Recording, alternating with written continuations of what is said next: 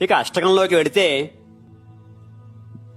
దేవుని మించిన తోడు రాముని మించిన రేడు భర్తని మించిన పనోడు వెదకిన దొరకరు ఏనాడు.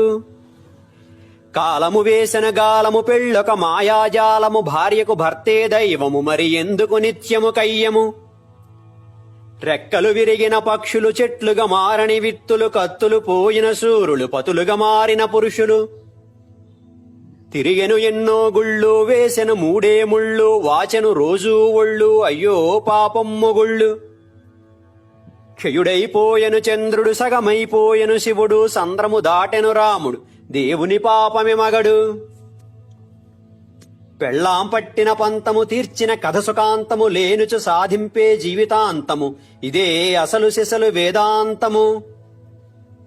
రాయిని తన్నగ నేల గోడను గుద్దుట నేల నిప్పున దూకుట నేల భర్తగా మారగనేల.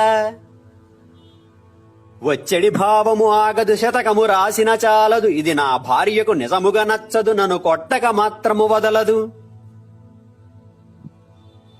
మూడు ముళ్ళు వేసేటప్పుడు జీవితానికి చిక్కుముళ్ళు వేసుకుంటున్నామని తెలియక మురిసిపోయి ఆ తరువాత ఎంత ప్రమాదంలో పడ్డామో తెలుసుకుని జడిసిపోయి నోరెత్తలేక చెవులు మూసుకోలేక ముఖంతో నవ్వుతూ మనసుతో ఏడుస్తూ జీవితమనే బండికి ఎద్దులా మారి భార్యనే వెలగట్టలేని బరువును మహారాణిలా ఎక్కించుకొని ఈడుస్తూ వగరుస్తూ జీవిస్తున్న ప్రతి భార్యాబాధిత భర్తకు ఈ అష్టకం అంకితం.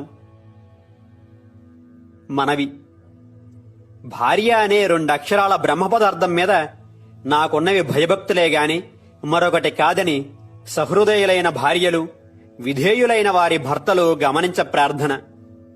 స్వస్తి. రాజన్ PTSK.